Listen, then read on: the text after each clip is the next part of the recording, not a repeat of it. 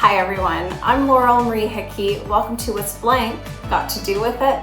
Today's What's Blank topic, suddenly financially stressed. So what's suddenly financially stressed got to do with it?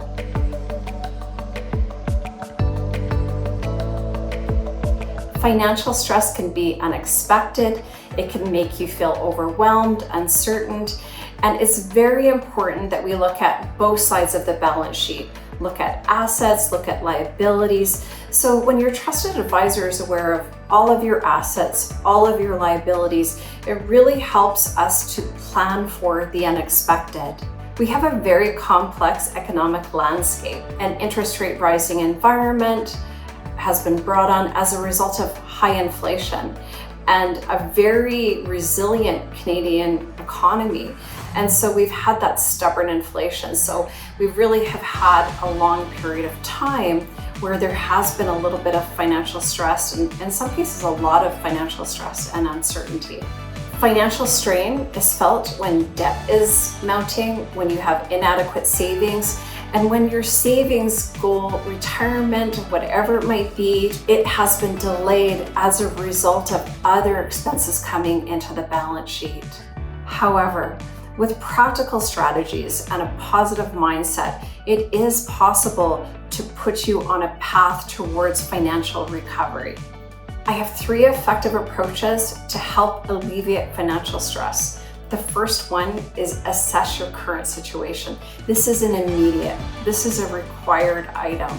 So when we have financial stress, if we keep delaying looking into it or thinking about it or talking about it, you're going to keep building on that financial stress. The very first thing is really to assess your current situation, determine where the financial stress is coming from.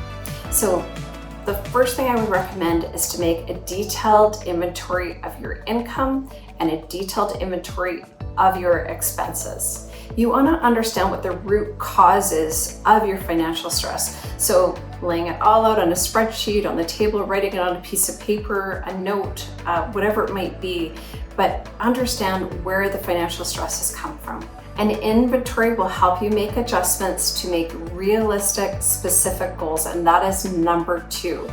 You want to establish realistic goals and set specific, achievable targets. So when you have specific, achievable targets, it gives you a sense of purpose and makes you feel that you're headed in the right direction. A few examples of realistic goals. Number 1, pay off debt, especially if you have high interest debt. Choose that debt first to pay off. Number 2, build up emergency reserves. 3 to 6 months is a priority. Start with month number 1 if you're just starting to build up emergency reserves. And number 3, save for retirement or whatever it might be. You determine what those specific measurable goals are for you. The next step is to break down those goals into milestones. And I'll give you an example, something that is not finance related. My goal this year is to do 100 reformer Pilates classes. If I achieve it or exceed it, amazing. What I do is I actually will go on my app every week, sometimes every day, to plan out when I can take a class. Can I fit it in here? Can I fit it in there? So I'm constantly looking at that goal. The dedication that it takes to complete that goal and how often you think about it and the frequency that you work towards it is a milestone. And so that's what you want to think of when you have a financial goal, is how often do you think about it? How often do you work towards it? So you want to be able to measure your progress as you go along, and that's really going to make you feel great. Number 3, create a budget. I'm a spreadsheet person. I love a good spreadsheet, but I also like to write things down in a notebook as well. And it's a way for me to download all the things that I'm working on. So for you, create a budget of your income and your expenses. So list them all down. The key is to understand from your budget what is an essential and what is a discretionary expense. I like to think of the discretionary expenses as the luxury items. So you really want to make sure that you have your essentials taken care of. That is your living, your utilities, your healthcare. That's actually something that people don't often put as their essentials, the healthcare, but you want to make sure that you have all of those essentials. Transportation costs, So you will know what essentials are important to you, list them all out. And then also list out your discretionary or your luxury items. And next to your luxury items, note need or want. Is this a need, something you need, or is this something that you want? So having an awareness for what's in your budget, and also one of the number one things that I find is the subscriptions that we pay for that we're not even really using. If you have been paying for a subscription service, amazing. If it's part of your life, if it's part of a need, is it part of a want? What purpose does that subscription serve for you?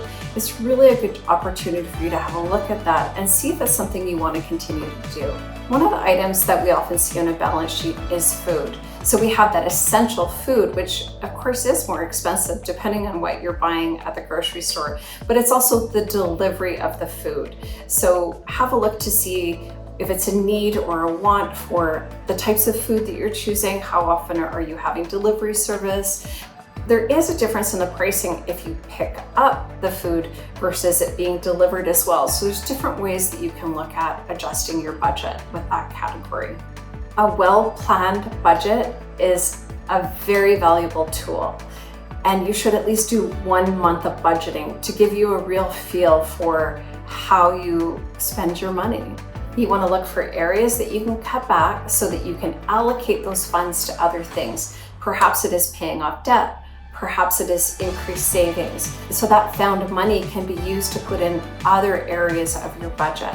I have a few more steps to help alleviate stress. Reduce your debt. So working with a premium banker, working with a lender that you're comfortable with to determine what are the best debt items to reduce from your balance sheet. Also working with a trusted wealth advisor on your financial plan, your budgeting is very important. So reducing debt is a number one alleviator of stress. Increasing income, if your household income is not enough for your expenses, looking at how you can increase your household income is important. You can look to see if there's a project, or maybe you have a craft or artistry that you really have been wanting to explore and get out into the world.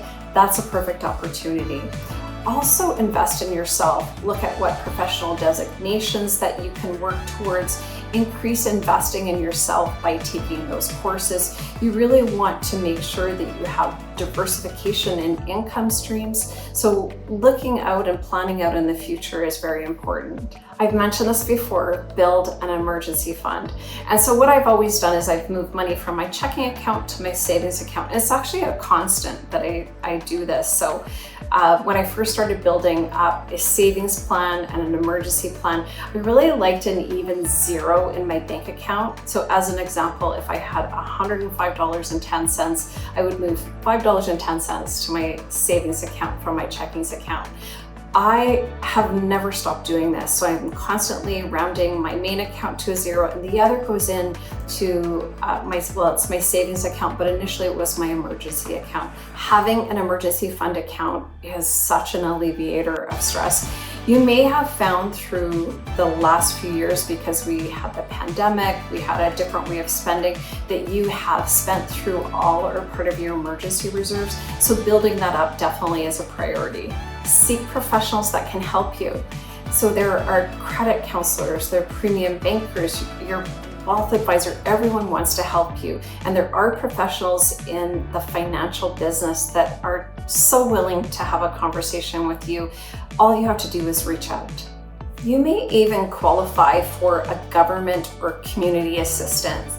So have a conversation with those that are important to you, those that you trust, those that you feel comfortable with, about what sorts of resources are out there. So often if you're experiencing something, chances are someone close to you is probably experiencing the same thing. So really, by sharing the conversation, talking about this very vulnerable topic could really be helpful to you to provide additional support. Seeking emotional support is important. Having these conversations is important. It can really take a toll on you. And that's why I started at the very beginning and said, take immediate action by determining what the root cause is for your financial stress. By staying silent, we really can create even more stress for ourselves. So no matter what, take immediate action, implement practical strategies, regain stability, and work towards a secure financial future. So I hope I've explained a little bit more about suddenly financially stressed and some remedies and practical strategies that will make a difference for you. As always, please feel free to reach out to me. I have some amazing budgeting tools if you would like to receive them. Until next time, I'm Laurel Marie Hickey.